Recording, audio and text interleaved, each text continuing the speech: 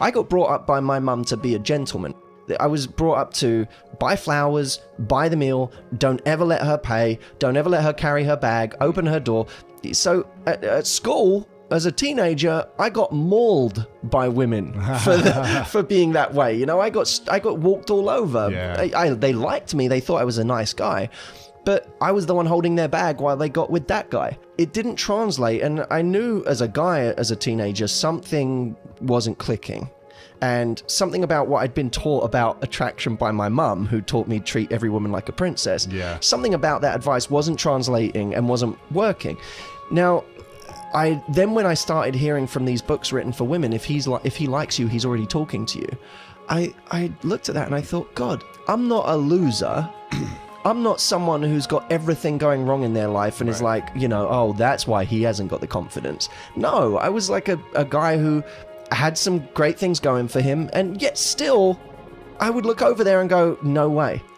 I was terrified. The idea of walking up to a woman and saying, I like you, or I think you're cute, terrifying. You know, I started to say to women, listen, firstly, even the guys you want are nervous about coming over to you.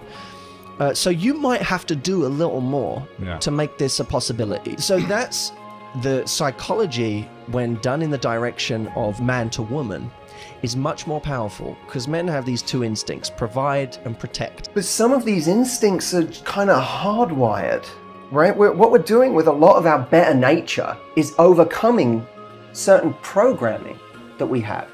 You know, in a riptide, you get pulled out to sea.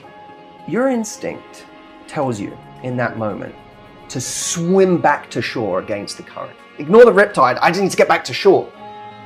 Which is stronger, you or the current? Fighting harder won't save you. Thinking clearer will. And thinking more clearly means I need to swim sideways. I need to swim parallel. I'm giving myself a longer journey, but then when I'm out of the current, then I can swim back to shore. Yes. Instinct won't get you to do that, because that requires thinking clearly. Instinct will drown you in that moment. And in a relationship, in dating, your instincts will get you killed. Don't invest in someone based on how much you like them. Invest based on how much they invest in you. People don't do that. People invest on instinct. I really like them. And my investment is proportionate to how much I like them, not how much I'm seeing there's a mutual investment. An incredible connection is like, you meet someone, you connect, and you have a great plot of land.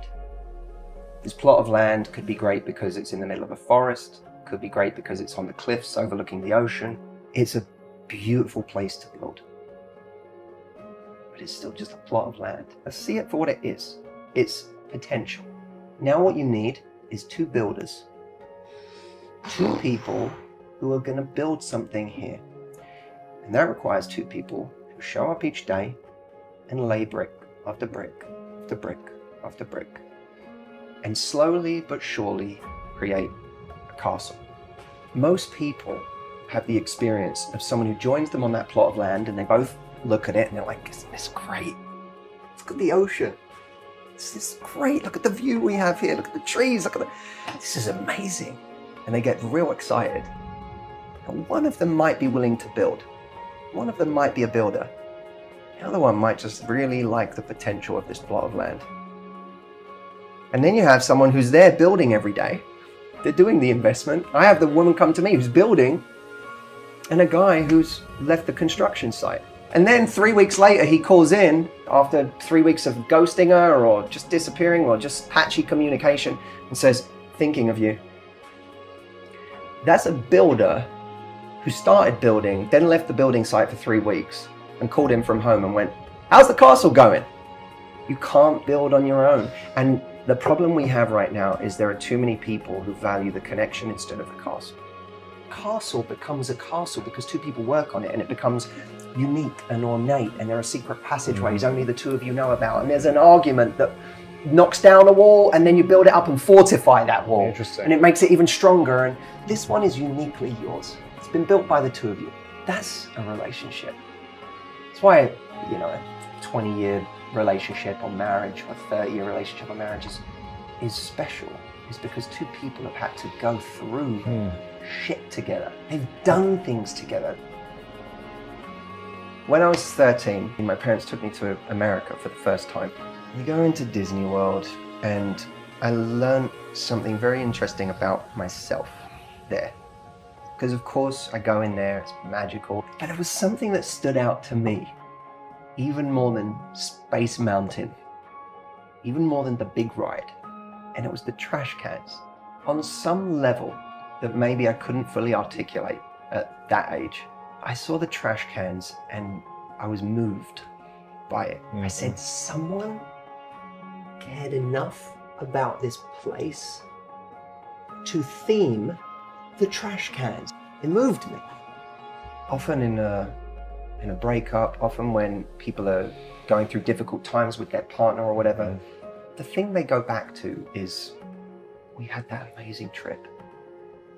But we had those amazing times. They go to these highlights. They go to the Space Mountain of their relationship. But relationships are about the trash cans, man. Because guess what? In a day at Disney, you ride Space Mountain once, maybe twice. How many times do you use the trash cans? Every 20 minutes. And what will define your relationship is the trash cans, not Space Mountain. My concern is the number of people out there who are staying in the wrong thing because of the Space Mountain of the relationship, or they're spending too much time grieving the loss of the wrong thing because all they remember is Space Mountain. I remember once having a breakup. It was the most painful breakup I've ever had. I was really in a bad way over it. And a while later, I spoke to this woman on the phone, and I had said to her in a brave moment on the phone, I said, why did you want to break up? I said, what was it for you that I wasn't doing? She said, you were boring.